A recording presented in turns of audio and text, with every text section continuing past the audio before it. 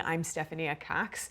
It's one thing to build a retirement fund, it's another to make it last. Despite rising balances, a recent survey found 60% of savers worry about running out of money in retirement.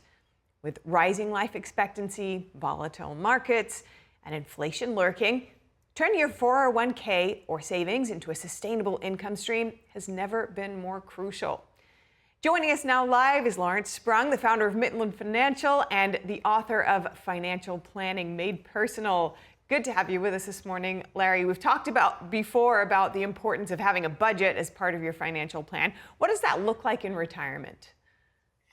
Yeah, so you need to have a plan to be prepared for retirement, because I think one of the biggest issues that people run into is when they're getting a paycheck while they're working, it's a little bit easier and smoother that if you overspend, it's a little bit easier to overcome that. But in retirement, where you have very much more fixed income stream, if you overspend at certain points, it makes it a little bit more challenging and difficult to overcome that. So you want to make sure, maybe start a trial run prior to retirement and start operating within your new retirement budget, and make sure that those are guardrails that you could stay within to ensure that you're not going above budget. And what would some of those guardrails look like?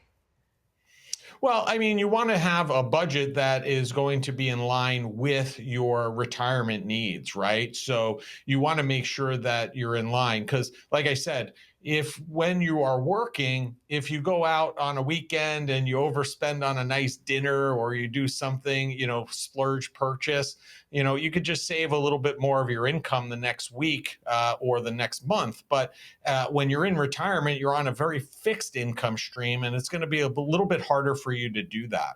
Yeah, so having a budget is just the beginning.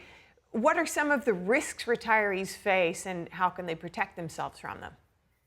Yeah, so I think what you want to do is you want to have a simple plan so your money will, last as long as you do in retirement. And, a good rule of thumb is to withdraw about 4% of your savings each year in retirement. And if you do it at that pace, it will give you a very strong chance of having that money last about 30 years or more. Now, we heard that 4% rule was dying when inflation was so high, but I think that was somewhat of an anomaly. So if you look at that 4% rule, it will probably give you enough to last for those 30 years. But keep in mind, taking out more too and doing that early on can drain your account much more fastly, much more quickly, and may have effects long term.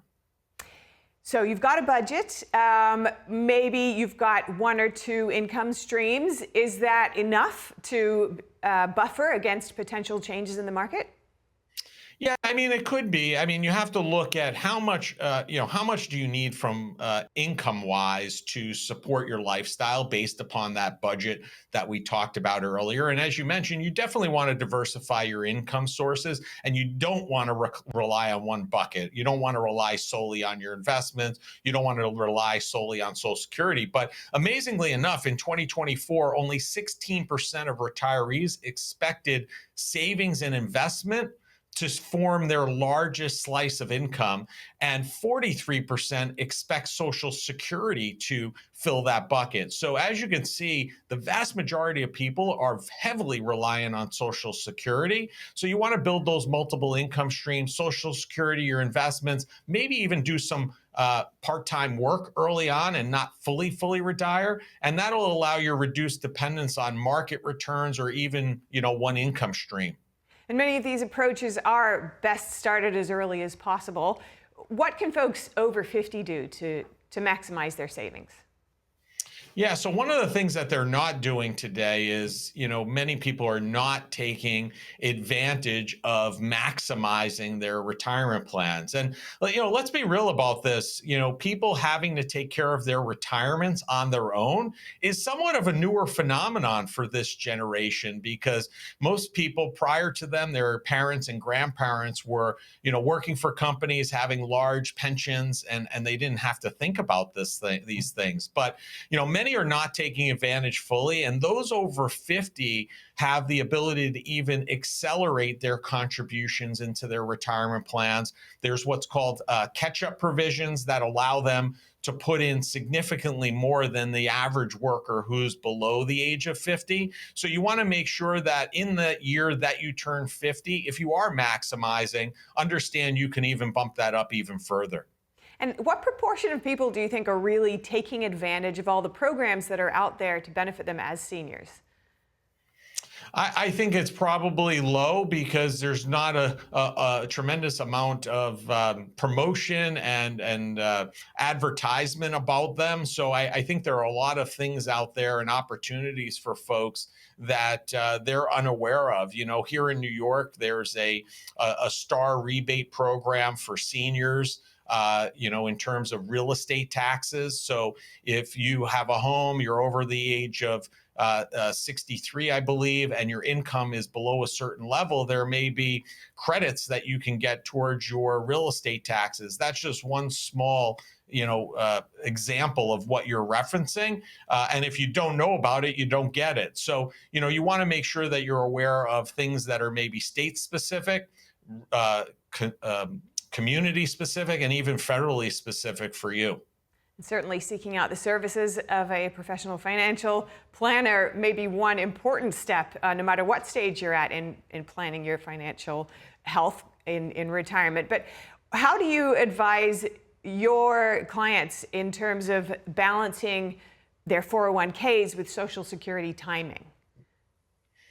Yeah, so I mean, that really depends on each individual person. So we have people that we work with that have significant savings that it may make sense for them to delay Social Security until the age of 70, and financially they can do that.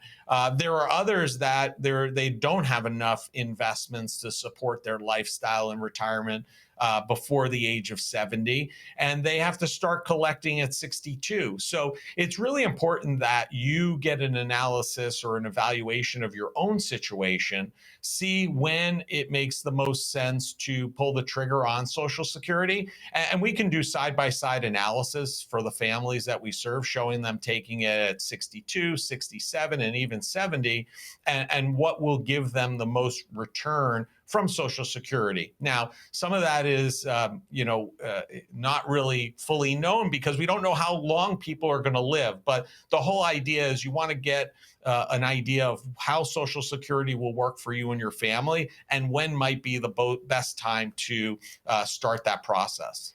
And best to plan for the best possible outcome, living to 100 or beyond. I know my granddad, I'm told, really did plan to live very long, and in fact, he really did live very long. It does happen.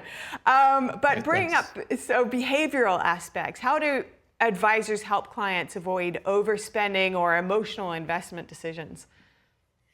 Well, I think that, in terms of age and the behavioral finance piece of things, I think the biggest one is actually entering retirement. I think that's a big challenge for many. I think if you talk to most people at certain points, they're like, hey, I really want to retire. I've just been working for a long time.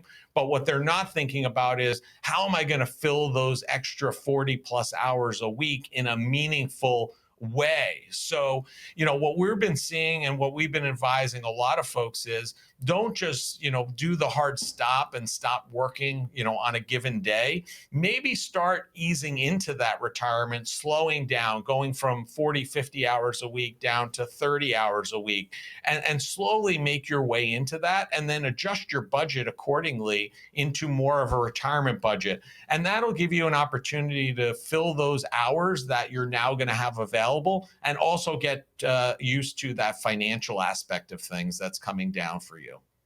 That's right. So many changes, but study after study shows purpose, structure, and community are vital for long-term health in retirement, alongside that long-term financial planning. Thank you so much, Lawrence Sprung. Great to have you on today. Thank you.